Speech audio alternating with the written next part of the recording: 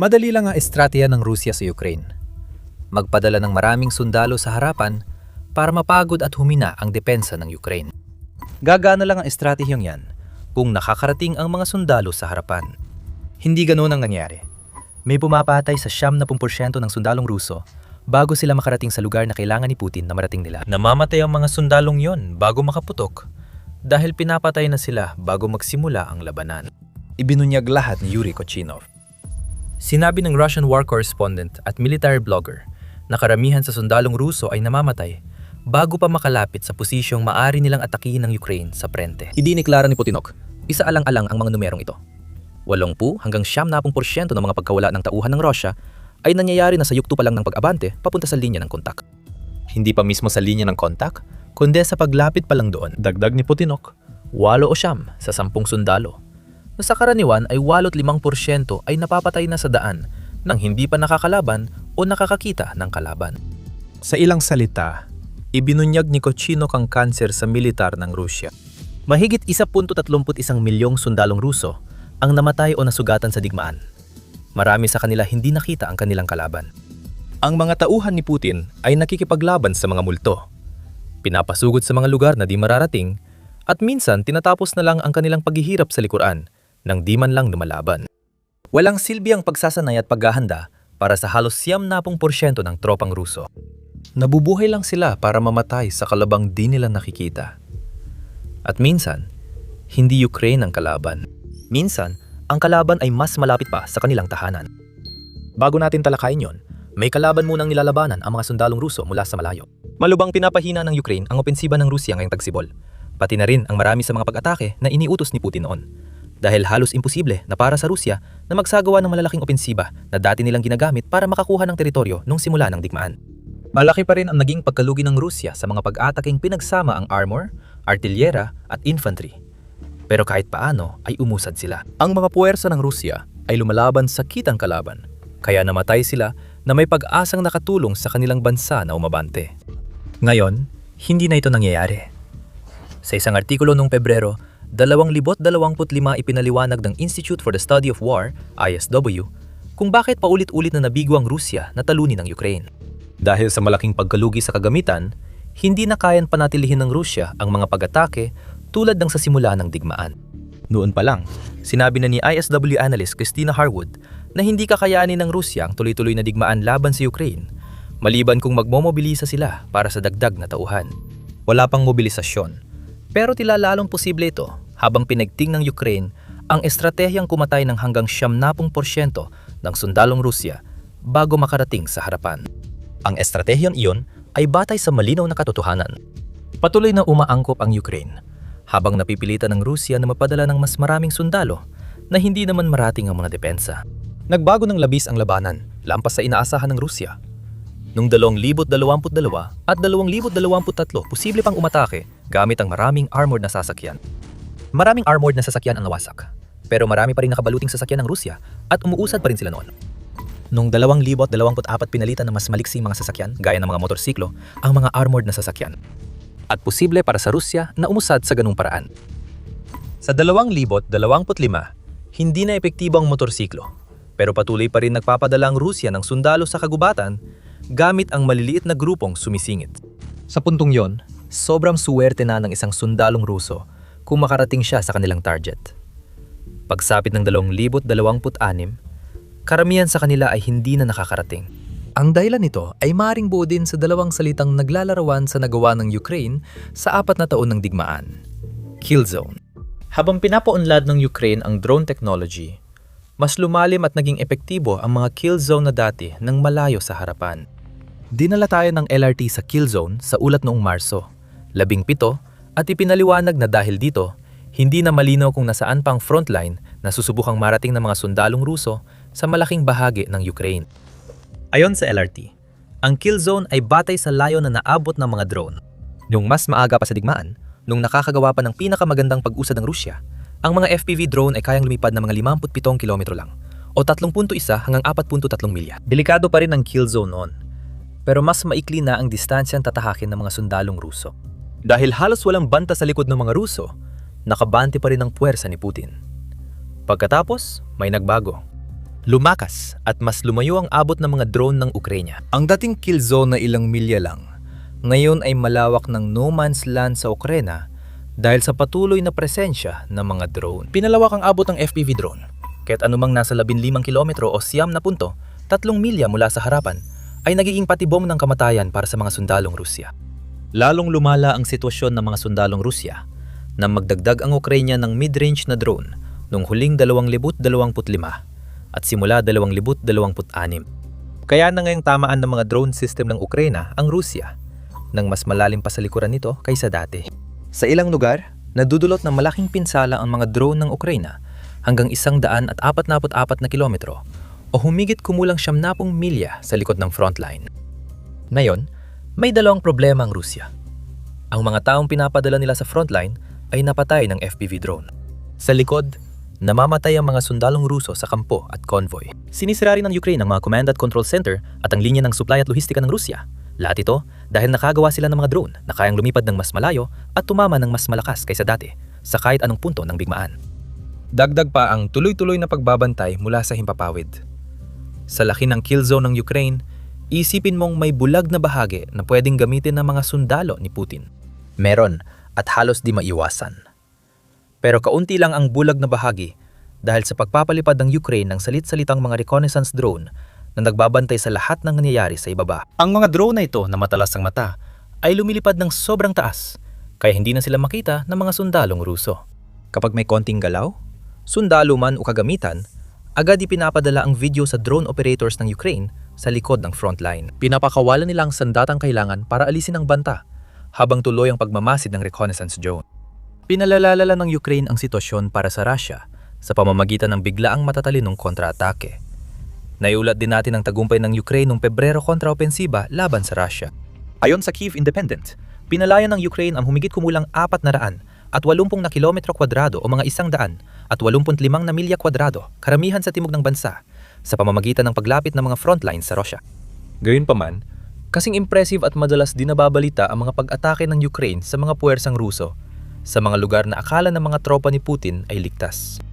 Halimbawa, isipin ang mga sundalong nagkubli sa Serebryansky Forest sa silangang Ukraine noong Disyembre. Ang mga sundalong Ruso ay 6 na milya sa timog ng Crimea at mahigit 5 milya sa silangan ng Labanan. Wala silang dahilan para maghinala ng banta mula sa Ukraine. Hindi pa sila sa kill zone.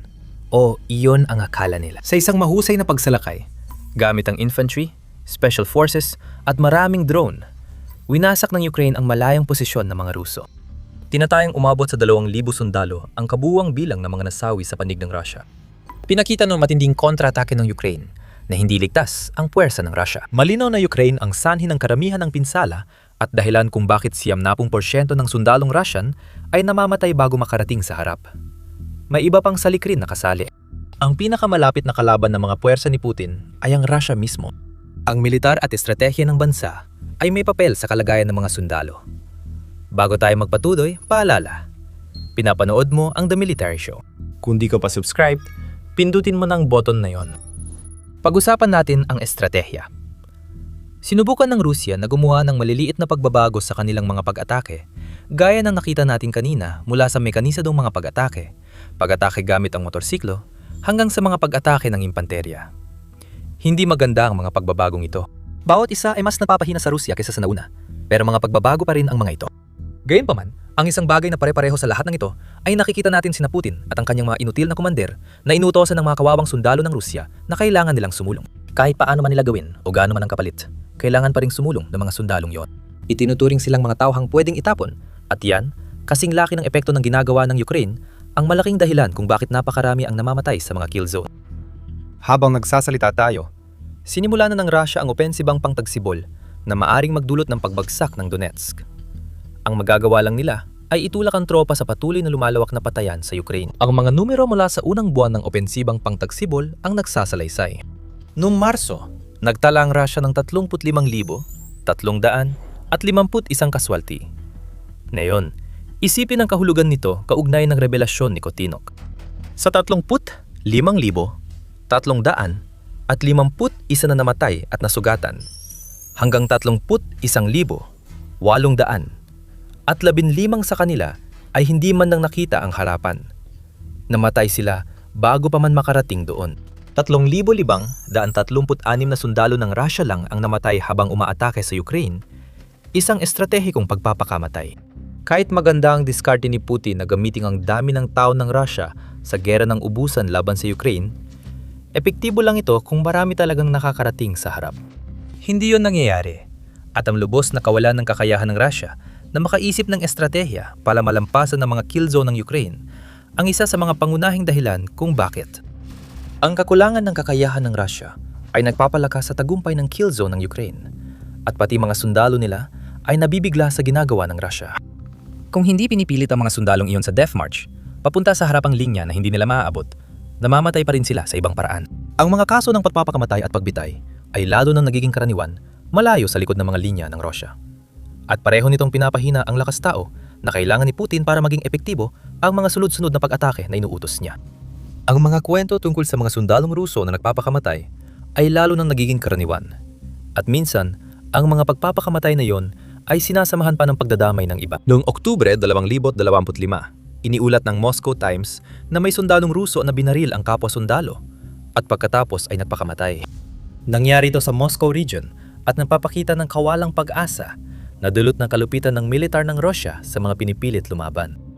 Ipinakita ng Moscow Military District ng Russian Defense Ministry na aksidente lang ito. Sinabi nilang may miyembrong lumabag sa patakaran sa armas kaya nagkaroon ng pamamaril. Ayon sa ibang ulat, hanggang 5 sundalong Ruso ang nasugatan. Mukhang pamamaril yon, hindi aksidente, lalo na't sinundan ng pagpapakamatay. Wala pa sa Ukraine ang mga sundalo, pero napatalsik na sila sa digmaan ni Putin. Ang iba ay namamatay sa kamay ng sarili nilang mga kumander. Pebrero 2020, sinabi ng ilang sundalong Ruso sa BBC na nakita nilang pinatay ng sarili nilang mga kumander ang mga kasamahang tumangging pumasok sa kill zone ng Ukraine. Isang saksi ang nagsabi na nakita niya ang hukay na puno ng bangkay ng 20 sundalong Ruso na pinatay ng kanilang mga kumander dahil tumanggi silang sumunod sa utos. Sapat na ang dami ng sundalong yon para makabuo ng ilang malilit na pangkat na panglusot na ginagamit ng Russia sa Ukraine. Ipinapakita nito na ang paraan ni Putin sa sariling militar ay kasing lupit ng paggamit niya sa mga sundalong namamatay agad sa drone ng Ukraine bago makarating sa harapan. Ngayon, idagdag pa ang mga tumatakas dito. Iniulat ng United 24 Media noong Setyembre na posibleng umabot sa 70,000 sundalo ng Russia ang tatalikod sa kanilang unit bago matapos ang 2025. Iyan ang mga sundalong nailigtas ang kanilang sarili mula sa malupit na kamatayan kung hindi sila mahuhuli. Mas mahalaga sa Russia, hindi na makakatulong ang mga sundalong ito sa harapan. Kung 70% ng sundalo ng Russia ay natatanggal na ng Ukraine bago makarating sa harapan, ang mga tumatakas ay umalis na sa laban bago pa man makakilos ang Ukraine o Russia. At para naman sa mga nananatili at nagpapatuloy sa kanilang malagim na paglalakbay papunta sa mga kill zone ng Ukraine, kahit sila ay hindi rin tinatrato ng may respeto ng militar ng Russia. Ayon sa Sofrep, sinabi ng grupong Artesh ng Ukraine na marami sa mga sundalo ng Russia ang binibigyan ng mga ripleng mula pa sa panahon ng Soviet. Tumatanggap ang mga sundalong iyon ng AKM at AK-70, 4 na baril, mula pa noong dekada 60 at 70. Sabi ni Pauli, hindi bagay ang mga baril na ito sa modernong digmaan dahil madaling magka-jam at pumalya. Kaya humihina, lalo ang mga unit ng Russia. Isipin mo yon. Isa ka sa maswerteng 10% na talagang nakalusot sa mga kill zone papunta sa harapan. Itinaas mo ang iyong baril, pinindot ang gatilyo, nataranta ng mag-jam ang baril, at pagkatapos ay namatay ka pa rin. Mas maganda pa rin ang gawa mo kumpara sa 70% ng kasama mo. Karamihan sa mga sundalong Ruso ang namamatay sa kill zone ng Ukraine o dahil sa kakulangan at kalupitan ng Rusya bago pa makarating sa harapan. Ito ang ibig sabihin nito para sa kalagayan ng digmaan ng Rusya laban sa Ukraine na yon. Heto ang pahiwatig. Hindi ito maganda. Kanina, sinabi namin na nitong Marso, nabasag ng Rusya ang record nito noong 2026 sa pinakamaraming sundalong nawala sa loob ng isang buwang labanan. Ang mga pagkawalang iyon ay maaring may kabuluhan sana, kahit papaano sa walang awang isip ni Putin kung nagdulot man lang ito ng ilang tagumpay. Hindi nangyari yon. Ayon sa Independent, walang nakuhang tagumpay sa frontline ang Rusya nitong Marso, na siyang unang beses na nangyari sa loob ng 2 taon at kalahati. Pero may nakuhang tagumpay ang Ukraine. Hindi man marami, pero 9 na kilometro kwadrado o 30.47 milyang kwadrado ay mas mabuti na kaysa wala. At hindi kinailangang isakripisyo ng Ukraine ang 35,000 sundalo para makuha ang mga tagumpay na yon. Ganito ang nangyayari kapag karamihan sa mga sundalo mo ay namamatay bago pa makarating sa frontline. Hindi gumagalaw ang frontline. Nakakahiya ito para sa Rusya, lalo na't hindi naging maganda ang 2025 para sa kanilang pagsulong sa Ukraine. Ayon sa The National Interest, tinatayang 415,000 ang nasawi at nasugatan sa Rusya noong 2025. Ayon kay Angkor Narayan, konsehal para sa politiko-militar na ugnayan ng delegasyon ng UK sa Organisasyon para sa Seguridad at Kooperasyon sa Europa, mas mataas pa ang bilang na ito. Ayon kay Narayan, umabot sa 420,000 ang kabuuang kaswalti ng Rusya noong 2025 at idinagdag pa niya na tiniis ng Rusya ang mga pagkaluging ito para lamang makuha ang napakaliit na 0.8% ng Ukraine. Nakuha ang mga tagumpay na ito bago naging napaka-epektibo ang kill zone ng Ukraine kung saan halos 70% ng tropa ng Rusya ay napuksa bago makarating sa unahan ng labanan. Katawa-tawa pa rin ang mga yon. Nawalan ng buong hukbo ang Rusya noong 2025. Ilan pa nga, depende sa kung aling bansa ang gagamitin mong panukat. Ang UK mismo ay may 141,300 at 30 na aktibong tauhan sa kanilang militar na halos 1/4 lang nang nawala sa Rusya para makuha ang wala pang 1% ng Ukraine noong 2025. At ngayon, mas masama pa ang kalagayan ng Rusya kumpara noong nakaraang taon. Nagsisimula ng mag-alsa ang mga sikat na personalidad sa Rusya, kabilang si Kotchinok na nagbunyag ng 70%. Galit ang mga military vloggers sa buong bansa sa pamunuan ng militar ng Rusya, minsan pati kay Vladimir Putin. Ipinahayag ni Alexei Sikonkian na ang mga kumander ng Rusya ay inubos na ngayon ang mga bagong dating na recruit sa lumang paraan, na itinuturing silang parang nababagong yaman ayon sa ulat ng New Voice of Ukraine. Ayon kay Alexander Khorikovsky, imposible makabalik ang Rusya sa malalaking opensiba dahil lalaki lang ng 8 beses ang pagkalugi nila kahit may kagamitan na walang tunay na epekto sa harapan. Ipinapakita ng salita ni Sikhonkin kung paano hindi na isaalang-alang ni Putin ang pagbabagong ginawa ng Ukraine sa larangan ng labanan. Hindi na napapalitan ng Rusya ang malalaking kawalan nito sa pamamagitan ng voluntaryong pagre-recruit. Ang Marso ay nagtala ng ika-4 na sunod-sunod na buwan kung saan mas mataas ang bilang ng mga kaswalti ng Rusya kaysa sa bilang ng kanilang nare-recruit, ayon sa ulat ng TVP World. Ang mga sundalo ng Rusya ay hindi kailanman maituturing na isang nababagong yaman. Nagsisimula na silang maging mas mahalagang yaman batay lamang sa katotohanang handa silang magpalista. Ngunit, karamihan sa kanila ay hindi man lang makarating sa harapan bago sila mamatay. Ibibigay natin ang huling salita kay Kochinov. Sabi ng Rusong analistang militar, ang harapan ay naging lugar ng lokal at taktikal na galaw na may abante at urong na mahigit 100 metro lang bawat araw. Nagbigay siya ng isa pang nakakagulat na pahayag. Sa ganitong bilis, magtatagal ng 100 taon ang digmaan at hindi ito pagmamalabis. Hindi kayang maghintay ni Putin ng 1 siglo para magtagumpay sa Ukraine. Pero kung 70% ng sundalo niya ay namamatay bago makaputok, wala na siyang aasahan. Ipinapakita ng opensibang tagsibol kung gaano kalala ang kalagayan ng Russia sa Ukraine na yon. Nabanggit natin kung gaano kasama ang opensibang yon at mas malala pa ang mga detalye. May kakaibang nangyayari sa Donetsk. Ipinapadala ang mga sundalong Ruso sa kampanyang tagsibol na inaasahang magdadala ng tagumpay para sa inang Rusya. May mali na nangyayari. Namamatay ang mga sundalo sa napakaraming bilang, habang may kung anong sumasalanta sa hanay ng mga Ruso na wala pang katulad sa kasaysayan. Sona ng kamatayan na ang Donetsk. Matindi ang pagkalugi ng Rusya na mararamdaman sa 100 taon dahil natatakot na ang mga tauhan ni Putin lumaban. Hindi mo ito malalaman kung si Putin lang ang pakikinggan. Sabi ng leader ng Rusya, malapit nang bumagsak ang Ukraine. Ang Donetsk at pagkatapos ang Donbas ay mababagsak sa lakas ng opensiba sa tagsibol na inilunsad ng Rusya laban sa Ukraine noong Marso. Lulusob ang makinarya ng digmaan ng Rusya sa Ukraine at bago matapos ang 2026, makukuha ni Putin ang eksaktong gusto niya. Hindi ito maiiwasan o mapipigilan. Walang katotohanan yan. Habang nagpapakita ang Rusya ng kagustuhang makipag-usap, batay sa huwad na posisyong malakas na inaangkin ni Putin, sa realidad, maraming sundalong kulang sa training ang namamatay sa Ukraine. Walang mas malinaw na halimbawa kundi ang Donetsk, ang rehiyong pinakamahalaga sa Rusya na nananatili, at may isang kapat pa rin kailangang sakupin. Ang opensibang inaasahang magtatagumpay sa Donetsk ay nagdudulot ng di pa dating dami ng patay sa mga sundalong Ruso. Gaano kalaki ang sukat na yon? Sabi ni Pavlo Palisa, deputy head ng opisina ng Pangulo ng Ukraine, nawawalan ngayon ng Rusya ng 316 sundalo kada kilometro kwadrado o 0.386 na milyang kwadrado ng nasasakop nilang Donetsk. Ang marinig mo lang ang bilang na iyon ay sapat na para magtaka ka kung paano nga ba nagkakagulo at pumapalpak ng husto ang militar ng Rusya sa Donetsk. Gayunpaman, Mas lumalala pa ang sitwasyon para kay Putin kapag inihambing natin ang mga bilang na nakikita natin ngayon sa mga nakita natin noon.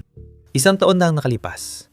Sobrang dami pa rin ng mga sundalong nawawala ng Rusya sa kanilang pagsubok na sakupin ng Donetsk. Pero noon, ang bilang ay 160 na sundalo ang nawawala kada kilometro kwadrado sa Donetsk at 120 naman ang average sa buong Ukraine. Halos doble ng bilang ng nawawalang sundalo ng Rusya kumpara nung unang quarter ng 2025 sa Donetsk. At hindi lang basta casualties ang mga ito. Kasabay ng pagdami ng nawawala, tumatas din ang mga KIA na nagbabadya ng kapahamakan para sa mga puwersa ng Rusya. Babalikan natin ang thread na yan mamaya, kaya manatili kayo. Ngayon, pag-usapan natin ang epekto ng mataas na namamatay at mabagal na pag-usad sa Rusya. Kahit may kaunting abante ang puwersa ni Putin sa Donetsk, hindi ito mga taktikal na tagumpay. Walang malaking nakamit ang Rusya sa Donetsk nitong 6 na buwan, kahit maraming sundalo ang isinakripisyo dahil sa kayabangan ni Putin. Umabot sa mahigit 70,000 sundalong Ruso ang kabuang bilang ng mga nasawi sa unang quarter ng 2026, kung saan mahigit 35,000 sa kanila ay nagbuwis ng buhay sa nakakatakot na rehiyon ng Donetsk. Dahil dito, takot ang nararamdaman ng mga tauhan ni Putin na sumalakay sa oblast na iyon, lalo na ngayong napakasama ng Marso para sa Rusya. Iniulat ng The Guardian na nitong Marso, ito ang unang buwan na halos walang teritorial na tagumpay ang Rusya sa buong frontline. Noong buwang yon, 23 kilometro kwadrado lang o humigit kumulang 8.9 na milyang kwadrado ng Ukraine ang nasakop ng Rusya. Kahit ang Enero at Pebrero na masasabi ring malulupit na buwan para sa Rusya pagdating sa mga pagkalugi sa militar, ay mas maganda pa kaysa roon. Nakakuha ang Rusya ng mahigit 4 na beses na mas malaking teritoryo noong Pebrero at halos 14 na beses noong Enero. Noong Marso, nang ilunsad ang opensiba ng Tagsibol, nabuo ng Rusya sa matinding pagkakabalako habang dinudurog ng Ukraine ang mga puwersa ni Putin ng higit kailanman. Gayunpaman, hiningi pa rin ni Putin ang Donbas. Noong Marso 31, sinabi ni Pangulong Volodymyr Zelensky ng Ukraine na nagtakda ng deadline ang Rusya sa Ukraine. Umalis sa Donbas sa loob ng susunod na 2 buwan kung hindi ay kukunin ito ng Rusya sa pamamagitan ng puwersa. Paano natin sineseryoso ang banta kung nakikita natin ang mga numero mula sa reyon? Patuloy na kukunyari si Putin na kontrolado niyang negosasyon ng kapayapaan kahit na sa katotohanan ay dumudugo ang Rusya dahil sa record na dami ng namamatay kapalit ng pagkuha ng teritoryo sa Donetsk. Putin, kunin mo na lang ang Donbas sa dahas. Habang tumatagal ang labanan doon, dumarami ang namamatay na sundalong Ruso. Malinaw na ito sa mga numero. Mga 7,000 kilometro kwadrado ng Donetsk ang kailangan pang sakupin ng Rusya sa ngayon. Kasama sa teritoryong yon ang mga lungsod na parang kuta, nakitang mahalaga sa pagkalugi ng Rusya ngayon. Kung mananatili ang Rusya sa parehong antas ng 300 at 16 na kaswalti kada kilometro kwadrado na meron sila ngayon, ang naghihintay lang sa mga puwersa ni Putin ay kamatayan sa antas na hindi pa nakikita sa digmaan. Kinailangang magsakripisyo ng Rusya ng 2,212,000 sundalo para makuha ang Donetsk at may natitira pang bahagi ng Ukraine na kailangang harapin. Ayon sa Ministry of Finance ng Ukraine, mahigit 1.3 milyong sundalo na ang nawala sa Rusya sa 4 na taon ng laban sa Ukraine. Dahil mataas ang casualty rate sa Donetsk, napipilit ang halos madoble ng Rusya ang bilang ng kanilang nasawi para lang sa maliit na bahagi ng Ukraine. At gayunpaman, patuloy pa rin nakikipagnegosasyon ng Rusya na parang sila ang nananalo sa Donetsk. Pero gaya ng sabi ni Palisa, alam ng mga sumusubaybay sa negosasyon ng Rusya na ito ang tipikal na paraan ni Putin. Matapos mabigong sakupin ang Donetsk sa dahas, umaasa na lang ang Rusya sa maling pag-aangking nakahihigit sila. Laging gumagamit ang Rusya ng mga taktika sa pakikipagnegosasyon, tulad ng pagtatakda ng mga deadline kapag alam nitong hindi pumapabor sa kanila ang sitwasyon sa labanan. Kayo na ang magdesisyon kung anong tagumpay meron sila sa Donetsk at kung ano ang kapalit. Kaunti lang ang kanilang pag-usad, at ang mga taktikal na tagumpay sa ilang lugar ay simboliko lang. Walang tunay na operasyonal na tagumpay. Kaya nga, malayo sila sa realidad, ayon kay Palisa. May mga konklusyon na pwedeng mabuo at wala ni isa rito ang maganda para sa Russia o sa operasyon militar ni Putin. Hindi nga magawang maging malinaw ng Russia ang kanilang kwento sa Luhansk na kasama ng Donetsk ay isa sa 2 mahalagang rehiyon na kailangang mapasakamay ng Russia para masabing kanila ang Donbas. Noong huling bahagi ng Marso, sinabi ng Russia na nakuha nila sa ikatlong pagkakataon ang buong Luhansk. Para naniniwala ang Kremlin na kung paulit-ulit nilang sasabihin ang kanilang mga pahayag, mas magbumukhang kapani-paniwala ito. Ngayon, hindi magandang sitwasyon sa Luhansk. Kontrolado ng Rusya ang Siyam Tuldok, 84% ng oblast. Gayunpaman, ayon sa Ukraine, nananatili pa rin ang mga pamayanan ng Novoyharevka at Nadia. At ibig sabihin nito, hindi pa rin maaaring sabihin ng Russia na nakuha nilang bahagi ng teritoryo na dapat sana ay nasakop na nila noon pa. Muli, ito ay tanda ng desperasyon. Maling pahayag ang ginagamit para palakasin ang naratibo ng pang-inibabaw. Pero nabubunyag ito kapag nakita ang malaking pagkalugi ng Rusya kumpara sa kaunting tagumpay nila sa Donbas. Malalaki ang mga problemang ito para mapansin ng Kremlin. Sa likod ng lahat nito, may mas malaking problemang nagpapalala sa pinagdaraanan ng Rusya sa Donetsk na nagbabago ng lahat. At saka, kung gaytong uri ng kaalaman ang gusto mong mas marami pa, siguraduhin nakasubscribe ka sa The Military Show. Araw-araw naming binubusisi ito. Anong ugat ng mga problema ng Rusya sa Donetsk ngayon? Ibinunyag ng analyst na si Andrew Perpetua ang lahat sa isang post noong Abril 8. Itinuro niya na hindi lang dami ng kaswalti at halos walang teritoryong nakuha ang dapat alalahanin ng Rusya sa Donetsk. Mas mataas na yan ang bilang ng napatay na sundalong Ruso kaysa dati. Matapos suriin ang halos 300 video araw-araw mula sa mahigit 2,000 social media sources, natuklasan ni Perpetua na noong Marso 2026 naranasan ng Rusya ang ika-4 na pinakamataas na arawang bilang ng nasawi sa digmaan sa Ukraine. Sandali lang, sinabi lang namin sa iyo na mas mataas ang antas kaysa dati. At ito ay sa loob ng 4 na buwang panahon. Ang 3 buwan na mas mataas kaysa Marso. 2026 ay Disyembre. 2025, Enero. 2026 at Pebrero. 2026. 4 na sonda buwan ng Kaya rates na mas mataas kaysa dapat. Noong Marso, tumaas ng malaki ang bilang ng mga sundalong Ruso na Kia kumpara sa nakaraang taon. Noong Marso 2025, 4,100 at 13 na sundalo ng Rusya ang KIA. Noong Marso 2026, umabot ito sa 5,771, 40% pagtaas na nagbura sa karaniwang panapanahong pagbaba ng bilang ng Kia tuwing tagsibol sa digmaan sa Ukraine. Si General Taglamig at ang Ukraine ay talagang nagdulot ng matinding pinsala sa Rusya mula Disyembre hanggang Pebrero. Habang umatras si General Taglamig sa labanan, nadagdagan ng Ukraine ang bilang ng napatay nilang sundalong Ruso kumpara sa anumang panahon ng tagsibol hanggang ngayon. Lalong halata ang desperasyon ng Rusya. Pagkaalis ni Stalin, nagulo ang mga puwersa ni Putin. Lalong lumala ang sitwasyon nang ipagbawal ni Putin ang telegram sa mga sundalong Ruso. Idagdag pa ang mismong kaguluhan sa loob ng militar ng Rusya, kung saan ang mga komandante ay humihingi ng lagay mula sa mga sundalo para hindi sila ipadala sa harapan. Ang mga sundalong kulang sa training ay binibigyan ng tagubilin kung paano magpakamatay kaysa mahuli. Makikita mo ang totoong kalagayan sa Donetsk. Lalong lumalala ang sitwasyon. Iniulat ng TVP World na 4 na sunod na buwan, kabilang ang Marso, na hindi sapat ang voluntaryong pagre-recruit ng Rusya kumpara sa nasawi.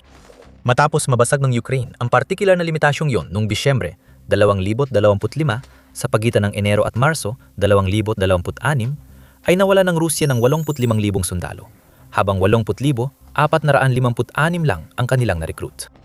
Kung ikukumpara ang mga bilang na ito sa mataas na nasasawing sundalong Ruso, mas lumalala ang problema. Dumadami ang namamatay na sundalong Ruso sa harapan. Ito ang mga sundalong hindi nadadalhin sa ospital, hindi nagagaling, at hindi nababalik sa harapan. Wala na sila, kasabay ng paghihirap ng Rusya na makahanap ng sundalo para sa opensiba ngayong tagsibol sa Donetsk. Ang ibig sabihin nito ay lalo nang hindi kayang maibalik ng Rusya ang mga sundalong na-recruit na nila pabalik sa Ukraine matapos gumaling sa kanilang mga sugat. Hindi na ito mangyayari. Mas maraming sundalo ang namamatay kaysa nasusugatan. Ginagawa lahat ito para sa napakaliit na dagdag na teritoryo na parang walang nangyayari. 316 na kaswalti para sa bawat kilometro kwadrado na nakuha ay masama ng bilang sa sarili nito. Kapag ang nasakop na teritoryo ay walang operasyonal na bentaha sa Rusya at mas marami pang sundalo nila ang namamatay kaysa dati pa, nagiging sakuna ang krisis. Sa lahat ng ito, bumabalik tayo sa Donetsk. Ang sentro ng layunin ni Putin sa Spring Offensive at sa Ukraine ay dahilan din ng matinding pagkalugi ng Rusya ngayon. May isang bagay na tila sumisira sa mga sundalo ng Rusya nang hindi pa nangyayari noon sa Donetsk. At ang bagay na yon ay maaring ilarawan sa 2 salita. Itinayong kuta. Ang madalas nakakalimutang banggitin ni Putin kapag sinasabi niyang dudurugin ng mga puwersa ng Rusya ang Donetsk ay ang katotohanang ang mga puwersang iyon ay humaharap sa mga kuta na hindi pa nila naranasan sa mahigit 4 na taon ng pakikipaglaban para ang kininang rehiyon. Ang sinturong iyon ay binubuo ng 4 na pangunahing lungsod na napalakas dahil sa oras na naibigay sa Ukraine ng mabagal na pag-usad ng Rusya sa Donetsk. Ang Sloviansk, Drushkivka, Kramatorsk at Konstantinivka ay bumubuo ng protektibong arko na humaharang sa Rusya na makarating sa administratibong linya ng Donetsk na magbibigay daan kay Putin na iangkin ang tagumpay sa rehiyon. Sa apat, Konstantinivka lang ang nalapitan ng Rusya pero hindi pa rin sila nakapasok doon. Abot ng drone at artillerya ng Rusya ang 3 pang lungsod sa linya ng mga kuta. Pero malayo pa ang mga puwersa ni Putin sa posisyong kailangan para magsimula ng epektibong pag-atake. Sa Konstantinivka, nilalansag ng depensa ng Ukraine ang mga grupong panglusot ng Rusya. Sabi ng United 24 Media, ipinakita ng unang opensiba ng Rusya ngayong tagsibol kung gaano kahirap sakupin ang 4 na lungsod dahil nawala kay Putin ang mahigit 5,000 sundalo at maraming armor at kagamitan sa ilang araw lang. Hindi pa rin humuhupa ang tren na yon. Patuloy na sumusugod ang militar ng Rusya sa linya ng kuta at palading napapatras. Ngayon, pag-isipan mo ito. Sa digmaan kontra Rusya, pinatunayan ng Ukraine ang galing nitong mapanatili ang mahahalagang estratehikong lugar ng matagal. Sa Donetsk, nananatili pa rin ang maliit na Chazivyar matapos mahigit 23 buwan ng pag-atake ng Rusya. Nagtagal din ang Pokrovsk ng parehong panahon, hanggang sa tinawag ito ng Center for European Policy Analysis bilang lungsod na nabigo si Putin. Sa Kharkiv, hindi lang ipinantanggol ng Ukraine ang Kupiansk mula sa opensiba ng Rusya, kundi nabawi rin nila halos lahat ng lugar at libu-libong sundalong Ruso ang napatay. Matagal at maraming kabiguan ang dinanas ng Rusya bago nila narating ang ganitong pag-usad sa mga lungsod at pamayanang ito dahil sa matinding depensa ng Ukraine. At naroon pa ang tinatawag na Fortress Belt. 4 na lungsod na mas malaki kaysa sa mga nabanggit natin. At lahat ng ito ay handang durugin ang mga puwersa ni Putin na hindi pa nila naranasan noon. Matagal nang parang nasa kawali ang mga sundalong Ruso at naipinapatalon sila sa apoy na maaring sunugin sila agad. Iyan ang Fortress Belt para sa Russia. Isang makinang nagdudulot ng kamatayan na dahilan ng mataas na casualty rate, mabagal na pag-usad at maraming namamatay sa kanila. Halos di pa nasisimula ng Russia ang Fortress Belt. Kahit masama na ang sitwasyon para kay Putin, lalo pa itong titindi sa Donetsk. Pinagplanuhan na ito ng Ukraine. Isa sa dahilan ng bisa ng Fortress Belt ay ang kaguluhan sa puwersa ng Rusya. Hindi lang tungkol sa Starlink at pagsasara ng Telegram ang kaguluhan na iyon. Bago magmarso, naglunsad ang Ukraine ng malaking kontra-opensiba na nagpatuloy sa direksyon ng Oleksandriivka at Huliapola. Mahalaga ang mga rehiyong ito para magamit ng Ukraine sa pagprotekta ng Zaporizhia, na bahagi rin ng planong ni Putin para sa 2026. Hindi pwedeng balewalain ang epekto ng pag-usad ng Ukraine sa Russia sa Donetsk. Kailangan ni Putin na mabawi ang mga teritoryong nawala kamakailan sa Russia. Kaya kailangan niya ng mas maraming sundalo. Ngunit kulang ang bagong nare-recruit para mapalitan ang mga nawalang tropa. Kaya napilitan si Putin ilipat ang mga sundalo mula Donetsk papunta sa kontra-opensiba ng Ukraine. Dagdag pa rito, nagiging mas mahina ang mga pag-atake sa Donetsk kaysa sa dapat sana. Lalo na't alam natin na ipinapadala ng Russia ang ilan sa kanilang pinaka-elite na operatiba sa Oleksandriivka at Huliopole. Ang pinakamagagaling at pinakamatalinong sundalo ng Russia ay hindi nakikipaglaban sa Donetsk, namamatay sila sa ibang lugar, habang ang mga natitirang sundalo na nagsisilbing karneng kanyon sa Donetsk ay unti-unting nauubos. Pagkatapos, idagdag mo pa ang mga drone sa usapan. Ang lumalawak na mga kill zone ng Ukraine, kabilang na ang mga lugar na puno ng FPV drone sa labas ng teritoryong kanilang ipinagtatanggol sa malapit na likuran ng Russia. Na kaya ng tamaan ng Ukraine gamit ang mga medium-range na drone ay malaking bahagi ng depensa ng Ukraine sa Donetsk. Ang mga drone ang pangunahing dahilan ng mas maraming pagkasawi sa hanay ng mga puwersa ng Russia kaysa sa anumang ibang uri ng sandata. Noong Enero, iniulat ng politiko na drones ang sanhi ng 75% ng casualty sa frontline ng digmaan sa Ukraine. Para sa konteksto, ibig sabihin nito na 237 sa 316 sundalo na nawawala ng Russia sa bawat 1 kilometro kwadrado na kanilang nakukuha sa Donetsk ay napapatumba ng mga drone. Gayon din, pagsapit ng Enero, mga 80% ng lahat ng mga atake sa labanan na isinasagawa ng Ukraine ay ginagawa gamit ang mga drone. Ang mga metal na halimaw sa himpapawid, lupa at dagat ay sumisira sa puwersang Russian. Walang tigil ang pagpapatrolya ng mga drone sa hanay ng mga kuta. Laging minamatyagan ng mga mata sa himpapawid ang puwersa ng Russia habang sinusubukan nilang makalusot at sumulong. Kapag may sundalo o kagamitan, agad umatake ang mga FPV drone habang ginugulo ng medium-range drone ang likod ng Russia sa pamamagitan ng pag-atake sa command post, sentro ng drone operator at imbakan ng bala. Walang pahinga ang Russia sa Donetsk. Nasasaksihan natin ngayon ang pagbagsak ng alamat na pilit pinapalaganap ni Putin mula simula ng kanyang pananako. Umiiral na ang alamat na yon bago pa man magsimula ang pananako. Ang Russia ay inaasahang isang makapangyarihang bansa na kayang pabagsakin ang Ukraine sa loob lamang ng ilang araw. Mabilis na nalantad ang alamat na yon sa tunay nitong anyo. Gumuho rin ang bawat alamat na sumunod sa depensa ng Ukraine. Ayon sa pinakabagong alamat, malapit nang bumagsak ang Donetsk.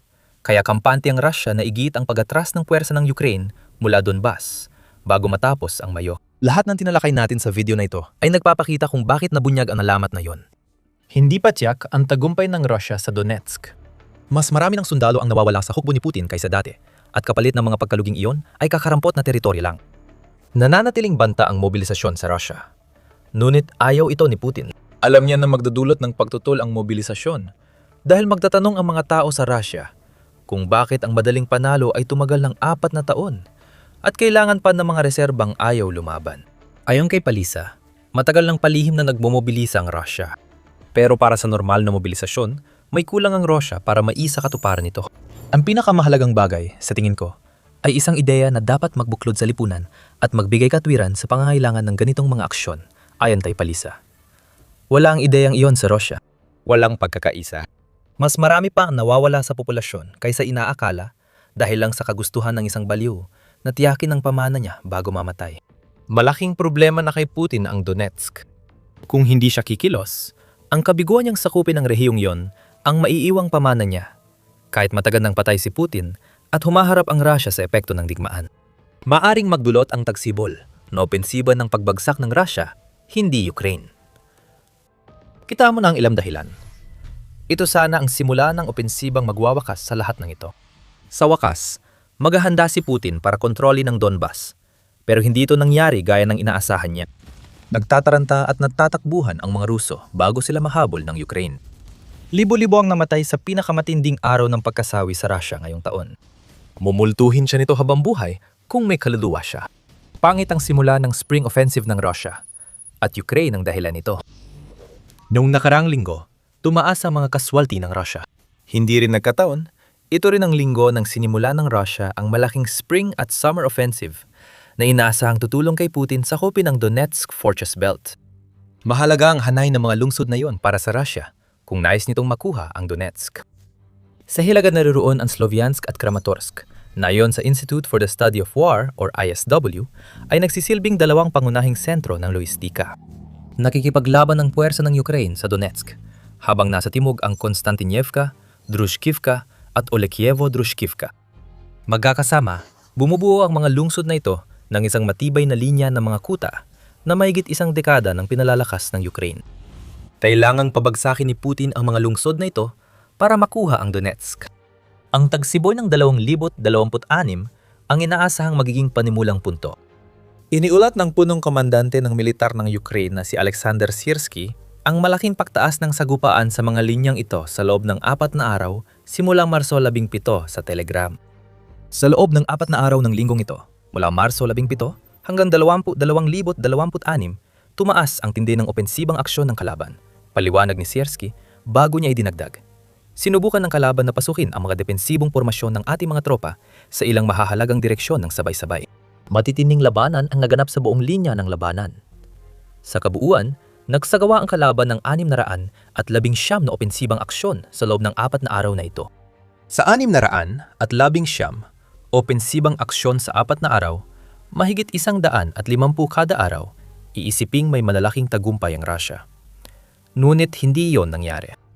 Hindi nakuha ng Russia ang karamihan ng operasyon na layunin ni Putin para sa kanyang mga sundalo. At upang lalang lumala ang sitwasyon para sa Russia, ang tanging tunay na nangyari para sa mga puwersa ni Putin ay isang bagay na hindi kailanman inasahan ng presidente ng Russia. Nais ni Putin ng isang maluwalhating simula para sa opensiba ngayong tagsibol. Ang nakuha niya ay ang pinakamadugong araw ng Russia sa digmaan sa Ukraine noong 2026. Maaari mo pang sabihin na ito ang pinakamadugong linggo ng taon para sa Russia. Pero pag-uusapan natin yan mamaya. Ang araw na talagang tumama kay Putin ay Marso 17, na lumilitaw na siyang opisyal na simula ng opensiba sa tagsibol. Iniulat ng Telegraph na 1,710 sundalong Ruso ang napatay o nasugatan ng Ukraine sa araw na iyon.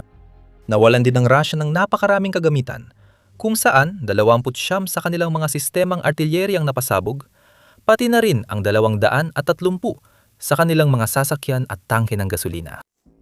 Ayon sa Telegraph, napigilan ng tangkang pag-atake sa Zaporizhia.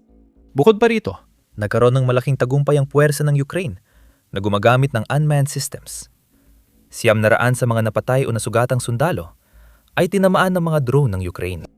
Mas lalo pang kahanga-hanga ang mga numerong ito kapag napagtanto mong halos doble na ito ng karaniwang araw ang pagkalugi na nakikita natin sa Ukraine nitong mga nakaraang linggo.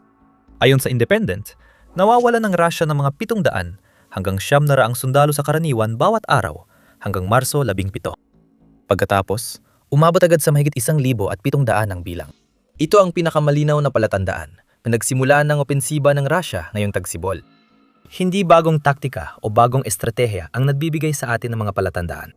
Mas maraming sundalong Ruso ang isinasalang sa katayan na nagpapakitang iisa lang ang alam ni Putin para umabante.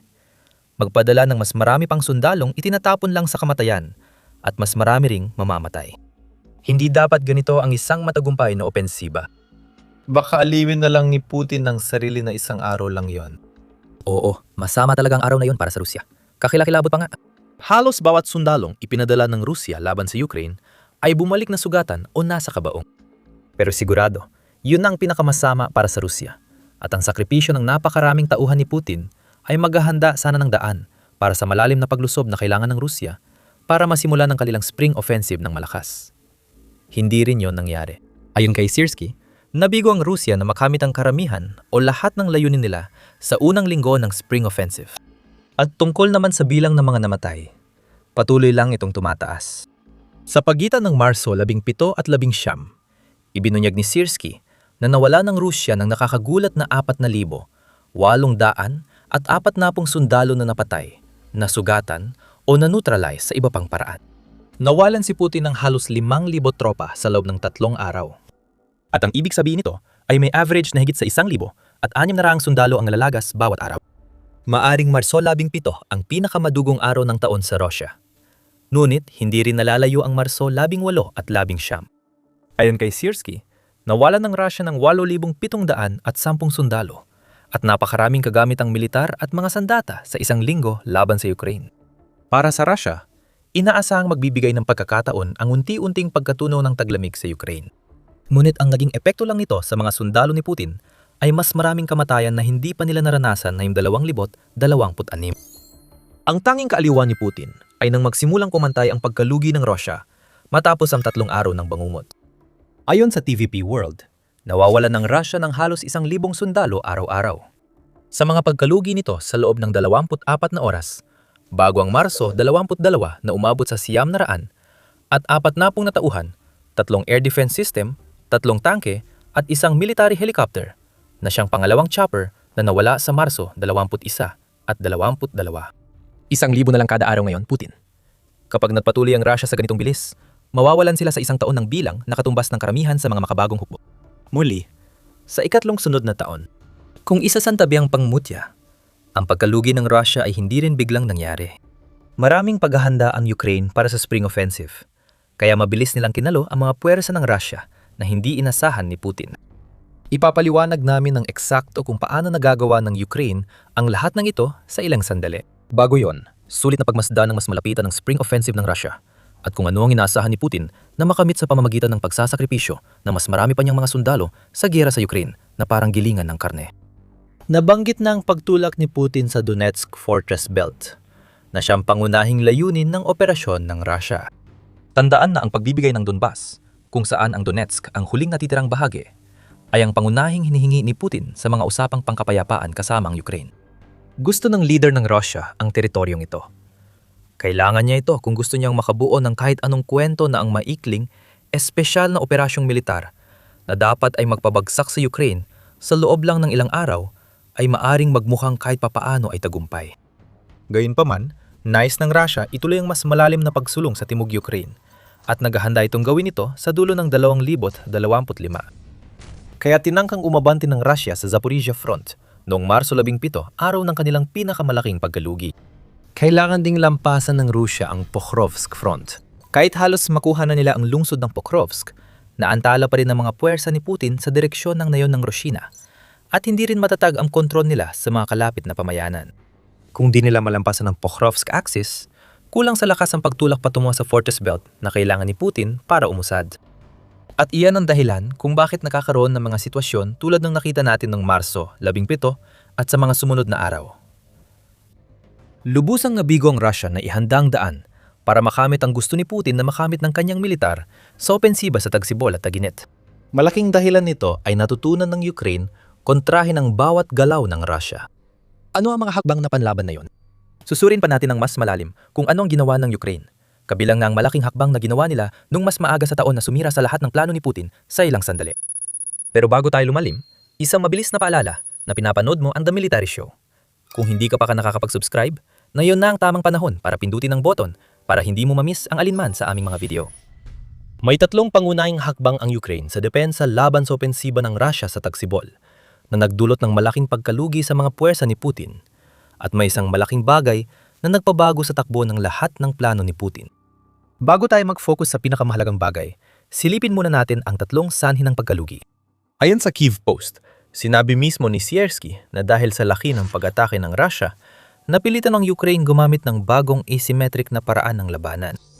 Hindi nagdetalye si Siersky sa mga taktika, sinabi lang niyang inaagaw ng tropang Ukrainian ng inisyatiba at binabawi ang kanilang mga posisyon.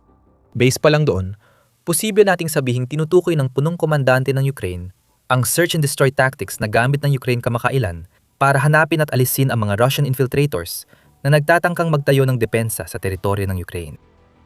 Nakita natin ang estratehiyang ito nang pabulaanan ng Ukraine ang pahayag ni Putin na sinakop na ng Russia ang Kupiansk sa dulo ng 2025 at simula ng 2026. Tumugon ang Ukraine sa pahayag na yon sa pamamagitan ng pagbibigay diin kung gaano ito kabulaan at gumamit sila ng mga search and destroy unit para gawin yon. Ang mga maliliit na unit na ito ay partikular na idinisenyo upang kontrahin ang estratehe ng paglusot ng Russia, kung saan palihim na nagpapasok ng kakaunting sundalo sa isang posisyon ng Ukraine at nagpapalipas ng oras doon habang naghihintay ng karagdagang puwersa. Umubra ang taktika sa loob ng ilang panahon dahil nagdulot ito ng kalituhan sa panig ng Ukraine sa likod ng mga linya ng labanan.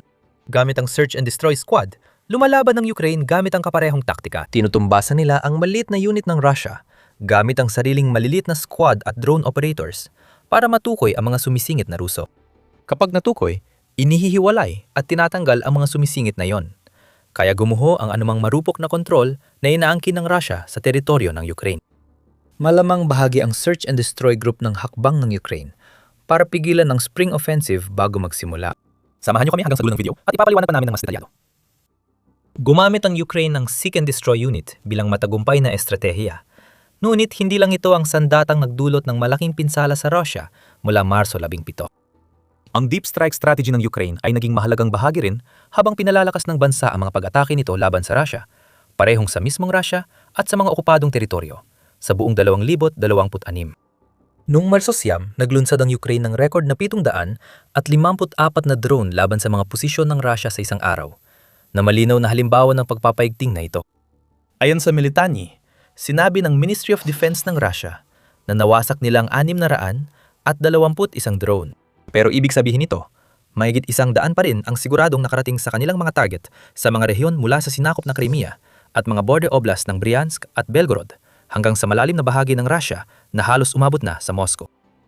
Kapag nairinig mo ang ganitong mga numero, parang kapareho ito ng laki ng mga pag-atake ng drone ng Russia laban sa mga lungsod at infrastruktura ng Ukraine. Iyon ay dahil magkapantay na talaga ang sukat. Pinalakas ng Ukraine ang kanilang estratehiya sa long-range drone hanggang sa umabot na ito sa antas na pumapantay na sa Russia pagdating sa malalalim na pag-atake na kanilang isinasagawa.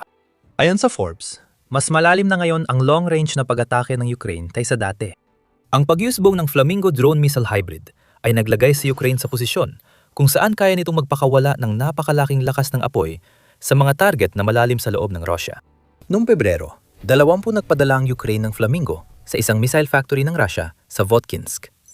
1,400 kilometro o halos 870 milya mula sa hangganan ng Ukraine at Russia. Paano konektado ang mga ito sa pumapalpak na opensiba ng Russia ngayong tagsibol at sa matitinding kaswalti nito? Lahat ito ay nauuwi sa layunin ng kampanya ng malalalim na pag-atake ng Ukraine. Bawat pag-atake na inilulunsad ng Ukraine laban sa teritoryo ng Russia sa mga sinakop na rehiyon ng Ukraine ay may iisang layunin: pahinain ang makinarya ng digmaan ng Russia. Sa kaso ng Votkinsk, pagsira ng pabrika ng misail ay nagkakait sa Russia ng mga misail na ipinapaputok nito sa Ukraine. Ibig sabihin, hindi na kayang atakihin ng Russia ang maraming target sa Ukraine, kaya mas makakapag-focus ang Ukraine sa pagpigil sa mga paglusob ng Russia sa mismong frente. Madalas natin nakikita ito sa estratehiya ng mga pag-ataking malalim sa loob ng kalaban. Kapag inalis ng Ukraine ang air defense sa mga sinakop na teritoryo, nagkakaroon sila ng tsansang tamaan ang command at control center, pagtitipon ng tropa, at mga sentrong lohistikal na nagpapahina sa Russia at ginagawang madaling tamaan ang mga sundalo nila sa pag-atake. Unti-unting binubulok ng Ukraine ang loob ng Russia na nakikita sa opensiba ni Putin na yung tagsibol. Tungkol pa rin sa drone, punta tayo sa ikatlong nabanggit natin, ang pagpapakawala ng maraming FPV drone ng Ukraine. Sa buong teritoryo, nagkaroon ng malalaking kill zones na tinatawid ng mga puwersang umaatake ng Russia. Kanina, sinabi namin na 900 sa mahigit 1,700 nakaswalti na naranasan ng Russia noong Marso 17 ay dulot ng mga pag-atake ng puwersa ng mga sistemang walang tripulante ng Ukraine. Ang malawakang gamit ng FPV drones ang sanhi ng mataas na bilang na iyon. Kaya gumawa ng Ukraine ng hanggang 10 milyong drones bawat taon simula tag-init 2025. At kahit hindi pa nila naabot ang mga numerong yon dahil kailangan pa ng mas malaking puhunan para makarating doon, ang ipinapakita nito ay ang paggawa ng FPV drones ay ginagawa na sa napakalaking antas. Kaya't ang mga lumilipad na tagapagdala ng kamatayan ng Ukraine ang naging pangunahing sandata na kinatatakutan ng mga puwersa ng Russia tuwing sinusubukan nilang sumulong. Ngayon, napakarami ng FPV drones ng Ukraine na mas marami ng supply ng drones kaysa sa bilang ng mga operator sa kanilang militar. Hindi masamang problema yon dahil napatunayan ng Ukraine na mahusay silang magsanay ng operator. Naroon na ang supply ng mga drone at mas lalo pa itong mararamdaman ng Russia na magdudulot ng problema sa mga sundalo nito ngayong tagsibol at taginit habang sinasanay ang mga operator. Nakakabagsak din ang mga FPV drone ng Ukraine ng malalaking target, hindi lang mga individual na sundalo. Noong Marso 20, iniulat ng Euromaidan Press na isang FPV drone ang nagpabagsak sa isa sa mga helicopter na ka-52 ng Russia. Nagpadala ang Ukraine ng mas maraming FPV drone matapos ang pag-atake sa helicopter na nagresulta sa pagkapatay ng crew ng chopper. Ito ang hamon sa mga puwersa ni Putin sa buong harapan. 10,000 FPV at reconnaissance drone ang laging umiikot sa bawat rehiyon na gustong pasukin ng Russia. Kapag may sundalo o kagamitan na namataan, agad bumababa ang mga drone at binawasak ito. Pinagsama ng Ukraine ang mga FPV at middle strike drone para makapag-atake sa malapit na likuran ng Russia. Kaya nakabuo sila ng mga kill zone na umaabot ng halos 100 milya. Hindi na nakapagtataka na maraming sundalong Ruso ang namamatay dahil kailangan nilang dumaan sa maraming lugar na may drone bago makapagsimula ng pag-atake. Sa wakas, narito na tayo sa pinakamahalagang bagay na nabanggit natin kanina. Ito ang isang bagay, marahil higit pa sa lahat, na gumawa ng isang bagay na hindi inaasahan sa Russia na naging dahilan ng pagkabigo ng spring offensive hanggang sa nakita natin ang mga pagkawala na nakikita natin ngayon. Simple lang ang bagay na yon. Kontra-opensiba ng Ukraine sa Timog. Simula Pebrero, patuloy na winawasak ng Ukraine ang mga posisyon ng Russia sa Timog at Timog Silangan gamit ang search and destroy tactics laban sa infiltration group. Noong Marso 3, sinabi ni Pangulong Volodymyr Zelensky ng Ukraine na nabawi ng kanyang puwersa ang 400 at 60 kilometro kwadrado o humigit kumulang 100 at 77 milyang kwadrado mula sa Russia. Ito ang pinakamalaking kontra-opensiba ng Ukraine mula 2023 na naging posible dahil nawala ng access ang mga puwersa ng Russia sa illegal na Starlink terminal na ginagamit sa komunikasyon sa frontline. Mahalaga ang kontra-opensibang ito dahil sa pumapalpak na opensiba ng Russia ngayong tagsibol dahil sa dalawang dahilan. Layunin ni Putin sa Timog na gumawa ng buffer zone sa Dnipropetrovsk. Ang buffer zone na yon, sanang mapapahintulat sa Russia na pigilan ng Ukraine na magpadala ng mga tropa sa pamamagitan ng access na yon para suportahan ang kanilang mga sundalo sa mga reyon ng Zaporizhia at Donetsk, na sana'y magbibigay daan sa Russia na atakihin ang dalawang reyon na yon ng mas malakas. Tapos na muna ang planong yon. Nasa Ukraine na ang tinatawag na buffer zone. Ibig sabihin ay maaari rin itong magbigay ng suporta ng tropa at lohistika sa iba pang mga reyon ng Ukraine na nangangailangan nito. Ang nagtatagpong pagsulong ng Russia patungong Zaporizhia ay partikular na naapektuhan ng pagkawasak ng buffer zone na ito. Dahil pinahirap ng Ukraine ang mga plano, napilitan ng Russia sa mahirap na posisyon na nagdulot ng pangalawang issue. Napipilitan ng Russia na humina para labanan ang kontraopensiba ng Ukraine. Ang mga reserba para sa Donetsk at Zaporizhia ay napilitang ipadala sa timog. Iniulat ng ISW na Marso 19 na dahil sa kontraopensiba, tila naipit ang Russia at wala na itong kakayahan na maglunsad ng buong opensiba sa lungsod ng Zaporizhia. Pati na rin ang pagtatangkang sakupin ng Orokhiv na nasa kanlurang bahagi ng Zaporizhia. Wala nang sapat na reserba dahil inuubos ng kontraopensiba ng Ukraine. Imbes na bigyan daan ng Russia na gumawa ng buffer zone, nagkontraopensiba ang Ukraine sa dalawang panig. Pinuputol ang mga puwersa ng Russia na inakala ni Putin na ligtas at ginugulo ang plano ni Putin para sa opensiba ngayong tagsibol. Kaya nakikita natin ngayon na maraming tropa ng Russia ang namamatay. Bumagsak na ang pundasyon ng opensiba ng Russia noong huling bahagi ng 2025. Dahil sa pagkawala ng Starlink, panik na ang mga komander ng Russia. Ang tanging magagawa nila ngayon ay utusan ng mga pinahina nilang puwersa na umatake sa Ukraine. Ano mang iba pa ay nangangahulugan ng pagsuway sa utos ni Putin na sumugod anuman ang mangyari. Tiyak na hindi tatanggi ang mga komander ng Russia sa Kremlin. Kaya nakikita natin ang nangyari nitong nakaraang linggo, isang record na bilang ng mga napatay para sa 2026 noong Marso 17. Isang linggo kung saan nasayang ng Russia ang mahigit 8,000 sundalo habang inilunsad nilang isang opensibang tagsibol na walang naging progreso. Ito ay naghahanda para sa mga mangyayari sa susunod na mga buwan. Ang opensiba ng Russia sa 2026 ay magiging mas hindi matagumpay kaysa sa opensiba ng Taginit ng 2025 na halos walang naabot sa mga layunin nito. May bumigay na sa hukbo ni Putin. Maramihang nagsitakas ang mga sundalo niya matapos maranasan ng pinakamasahol na kalagayan ng militar sa kasaysayan nito. Isang madilim na presensya ang gumabalot niyon sa mga sundalong ito. Isang presensya na sumisipsip ng kanilang lakas ng loob at sumisira sa kanilang mga kaluluwa. Ninanakaw ang anumang kagustuhang lumaban na maaring taglay nila noon. At lalo pang lalalang sitwasyon dahil naghahanda ang Ukranya na lalong pasakitan sila sa pamamagitan ng gawing impyerno ang larangan ng digmaan. Habang mas nagiging desperado ang Rusya. Ito ang pinakanakagugulat. Hindi Ukraine ang sumisira sa militar ng Rusya, kundi ang Rusya mismo. Dadalhin namin kayo sa lungsod ng Chasivyar na kasalukuyang nasa gitna ng labanan. Ang Chasivyar sa Donetsk ay mahalagang estratehikong lokasyon dahil nasa mataas na lugar. Dahil sa mataas na lokasyon, mas madaling magpaputok ng artilyerya, magmanman sa labanan, at kontrole ng FPV drones sa mga kalapit na lugar. Gusto ng Russia ang Chasivyar. Gusto nila talaga ang lungsod na ito. Kaya umabot sa puntong naglabas sila ng maling pahayag na nakuha na nila ito na malinaw na isang paraan para itaas ang moral ng mga sundalong ipinapadala nila sa kamatayan sa pagtatangkang sakupin ang Chasivyar. Nananatiling kontrolado ng mga Ukrainian ang Chasivyar at nagdudulot ng gulo ang mga sundalong Ruso sa sarili nilang hukbo dahil sawang-sawa na sila sa madilim na presensya roon. Hindi yon mga Ukrainian drone, kahit na may epekto rin ng mga yon. Ito ay likas na bagay na ipinagkait sa mga sundalo, pero kailangan nila para mabuhay. Lalo pa para lumaban sa digmaan. Alam nating lahat kung ano yun, at kailangan natin ito para mabuhay. Ito ay pagkain at tubig. At hindi binibigay ng Rusya ang alinman sa mga ito, sa mga sundalong inatasang sakupin ng isa sa pinakamahalagang lungsod sa digmaan, ayon na rin sa paniniwala ng Rusya mismo. Noong Pebrero, 16 binigyang diin ng Ukraine Today, ang pahayag ng press officer ng ika-24 na mekanisadong brigada ni Haring Daniel, si Konstantin Melnikov. Sabi niya, pareho pa rin ang layunin ng Rusya sa paglusot sa depensa ng Ukraine sa Chasivyar. Pero ginagawa nila ito habang inilalagay sa panganib at kawalang pag-asa ang sarili nilang sundalo. Tumanggi ang komandante nilang magpadala ng drone na may supply, bala o tubig. Kaya nananatili ang mga tao sa taguan ng ilang linggo o higit pa na walang pagkain o tubig.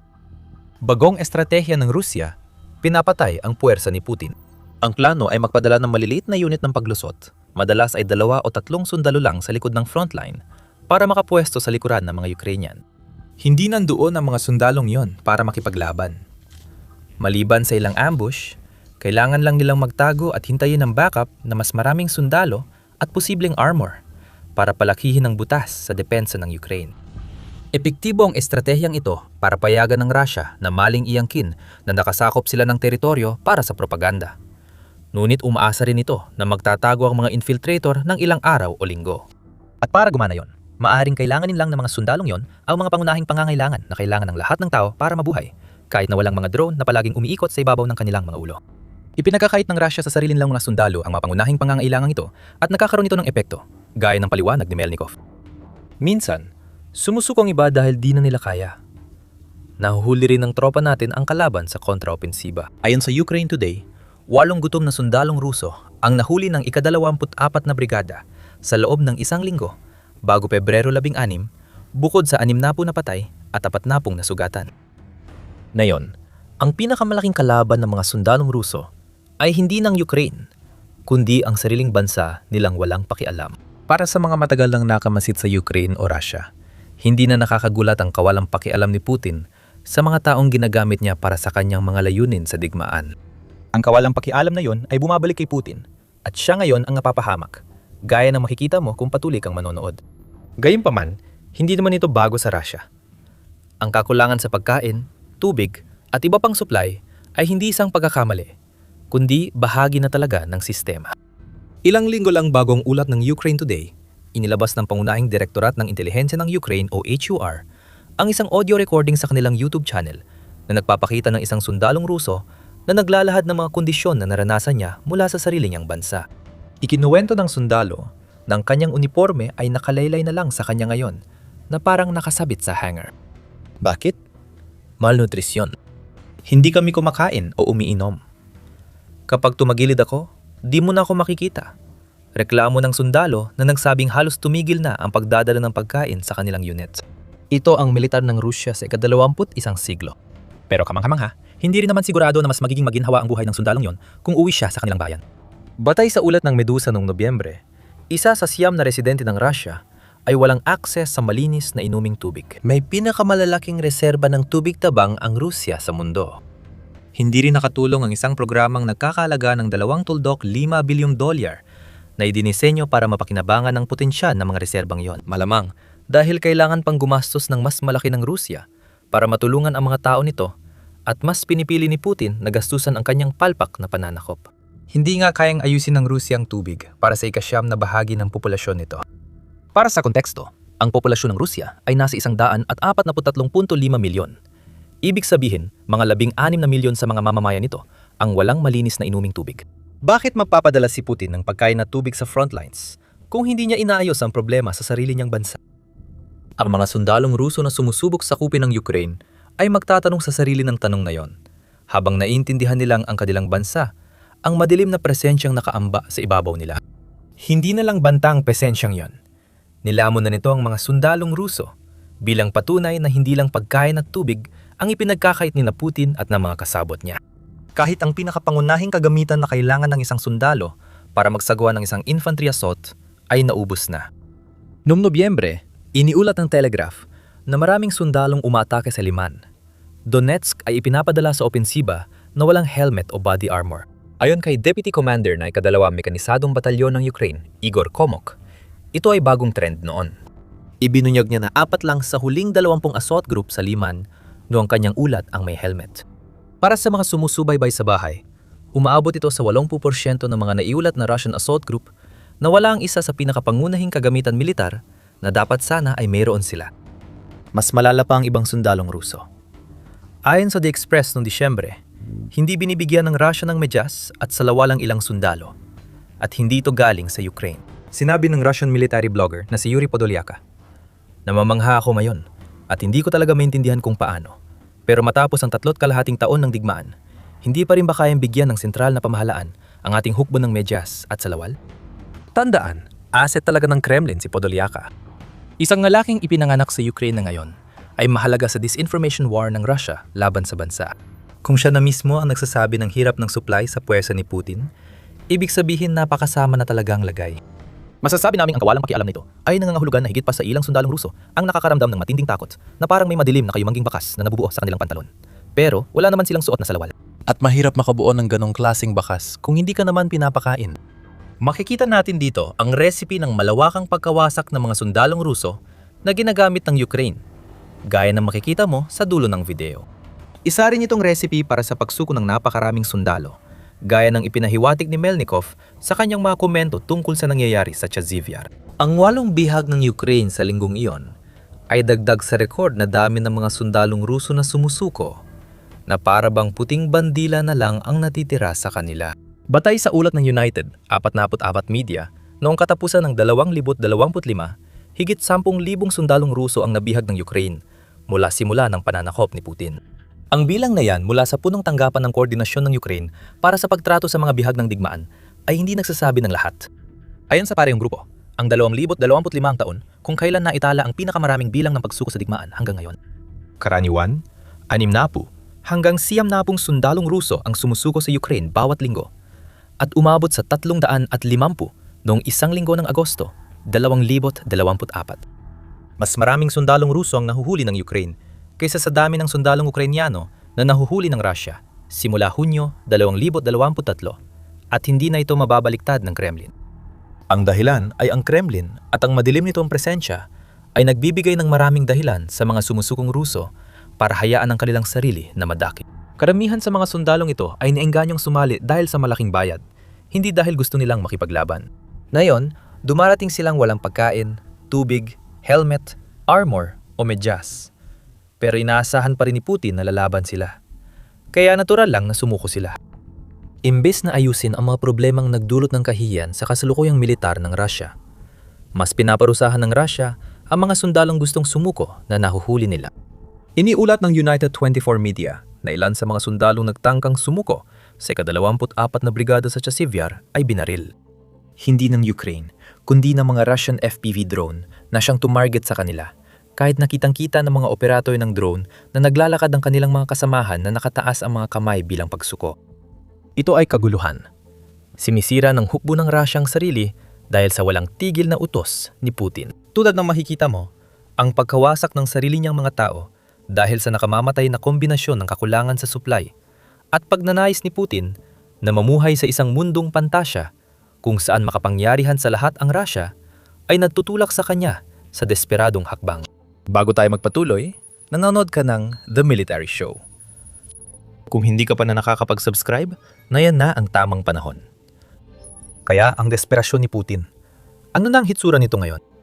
Marami tayong natutunan mula kay John Healey, kalihim ng depensa ng UK, na nagsalita sa Munich Security Conference ayon sa ulat ng United 24 Media noong Pebrero 16.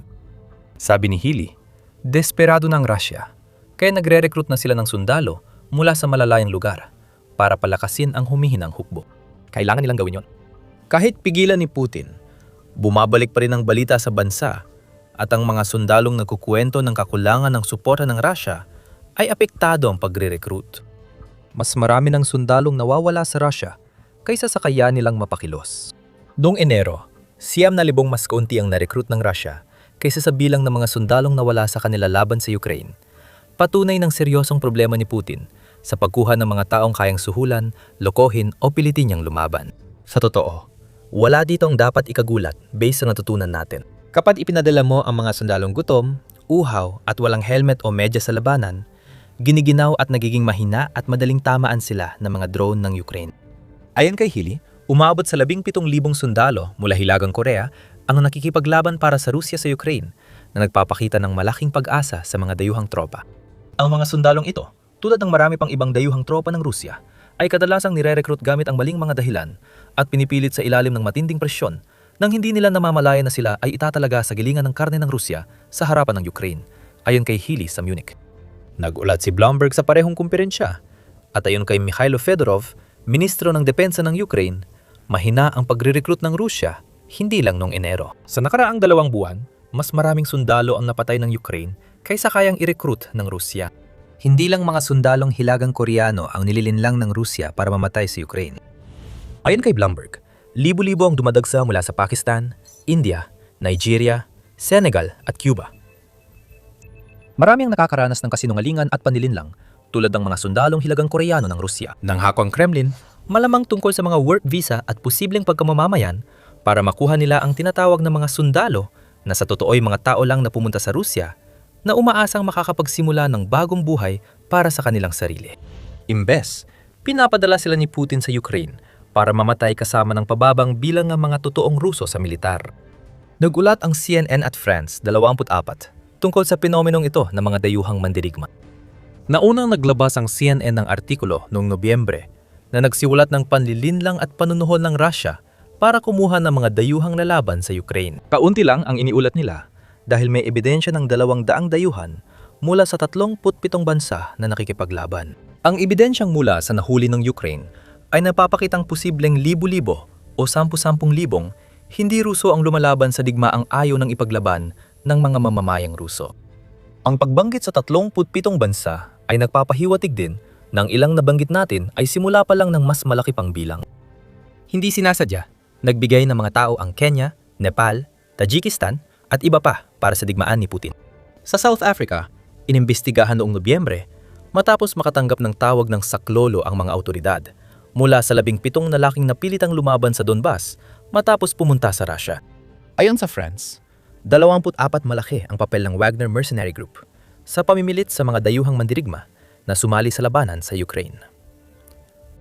Iniulat nila na may ebidensya silang halos 1,500 katao mula sa 35 bansa ang ipinadala sa Ukraine, karamihan galing Afrika kung saan aktibo ang Wagner. Mahigit 300 sa mga dayuhang mandirigma ang patay na. At malamang na mas mataas pa ang totoong bilang sa parehong ulat dahil umabot na sa puntong nagtatagang Russia ng Peking Travel Agency na ginagamit nila bilang bahagi ng panlilinlang para magdala ng mga dayuhang mandirigma sa Ukraine. Kapag sinabi naming mga mandirigma, ang ibig naming sabihin ay mga tauhang itinutulak lang sa kamatayan. Kung gusto mong pag-usapan ang kaguluhan sa harapan, ganito mo ito makukuha. Isipin mo ang bangungot na pinapasok ng mga banyagang sundalong ito na walang kamalay-malay. Takot sila dahil ipinadala sa Ukraine tapos napupunta sila sa mga komandanteng nagpapadala sa kanila sa kamatayan at di pa nila makausap ang mga kasamahan. Ang hadlang sa wika pa lang ay sapat na para ang pinakakomplikadong utos na kayang ibigay ng isang walang pusong komandante ay ang ituro lang ang direksyon at basta na lang ipadala ang sundalo sa kung anong klaseng kamatayan ang naghihintay sa kanila habang papalapit sila sa posisyon ng mga Ukrainian. Kung ang mga sundalong Ruso ay walang pagkain, tubig o kagamitan, lalong imposibleng makuha ng mga dayuhang mandirigma ang mga luho na ito. Desperado si Putin. Gumagawa ng hukbong hindi niya makontrol para ipalit sa hukbong 4 na taon niyang inabuso hanggang sa tuluyang mawasak. Sinabi namin kanina sa video na normal lang na samantalain ito ng Ukraine. Ginagawa nila ito sa pamamagitan ng paglikha ng mga kill zone na kailangang daanan ng mga takot na sundalo ng Russia, banyagaman o hindi, bago pa man sila magkaroon ng pagkakataong salakayin ang mga kuta ng Ukraine. Hindi tradisyonal ang mga linya ng labanan sa digmaan sa Ukraine ngayon. Sa ilang bahagi ng mga frontline, umaabot ng hanggang 20 kilometro ang mga kill zone o humigit kumulang 12.4 na milya ng nakakatakot na lugar na punong-puno ng mga drone at depensa. Iyan ang pinapapasukan ng Russia sa mga sundalo nila at malinaw na nangyayari nang hindi maiiwasan. Dati, 6 na sundalong Russian ang namamatay sa bawat isang Ukrainian. Pero ngayon ay umaabot na sa 25 sundalong Ruso ang namamatay sa bawat isang nasawing Ukrainian sa ilang bahagi ng frontline. Si Putin at ang kanyang madilim na presensya ang lumikha ng resipe para sa kaguluhan at ang mga sundalo ng Russia ang umaani ng bunga ng lubos na kawalang kakayahan ng kanilang mga pinuno. Dahil sa mga lugar ng patayan na ito, halos nawala na ang paboritong mekanisadong pag-atake ng Russia ayon sa Euromaidan Press noong Disyembre. Mahirap na para sa Russia na ituloy ang mga pag-atake dahil paubos na armor nila. Sa mga lugar ng patayan, halos siguradong masisira ang tanke o armored vehicle dahil sa Ukrainian drones, lalo na pag nabangga sa Mina, Hukay at Dragon's Teeth. Kaya mas umaasa na ngayon ang Russia sa maliliit na pag-ataking tinatawag na meat assaults. Maliliit na grupo ng mga infiltrator na ipinapadala ng walang kagamitan o supply, tulad ng nakikita natin sa Chazivyar, ay may halos imposibleng misyon na makalusot sa mga lugar ng patayan na ito. Ang ilan na sa kung anong paraan ay nagtatagumpay, ay nakakaroon ng gantimpalang maupo at maghintay, habang hinahanap at pinapatay sila ng mga sundalo at drone ng Ukraine. At ang pagpatay ang talagang ginagawa ng mga drone na yon. Noong Enero, 30,000 sundalong Ruso ang namatay. Mas marami, 35,000 ang napatay na karaang buwan dahil sa mga drone ng Ukraine. Ngayon, target ng Ukraine na makapagtala ng 50,000 na sawi sa puwersa ng Russia kada buwan hanggang dulo ng 2026.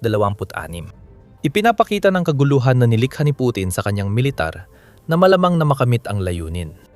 Lalong titindi ang hirap ng mga sundalong pinipilit ng Russia sa unahan. Hindi mawawala ang anino ng Russia. Wawasakin ito ang tsansa ni Putin na maalala bilang dakilang mananakop na gusto niya. Madilim ang kinabukasan ng Russia. At ang kinabukasan yon ay higit pa sa usapin ng militar ng bansa. Unti-unting nawawala sa bansa ang pagkakakilanlan nito dahil sa malupit na taktika ni Putin na sumisira sa henerasyong kailangan ng Russia para sa kinabukasan. Isang krisis sa populasyon na bunga ng kaguluhang nilikha ni Putin ang nagbabadya at maaari mong malaman ang lahat tungkol dito sa aming video. At kung nagustuhan mo ang video na ito, siguraduhin nakasubscribe ka sa The Military Show habang sinusubaybayan natin araw-araw ang pagbagsak ng Russia sa matinding kabiguan. At gaya ng dati, maraming salamat sa panonood.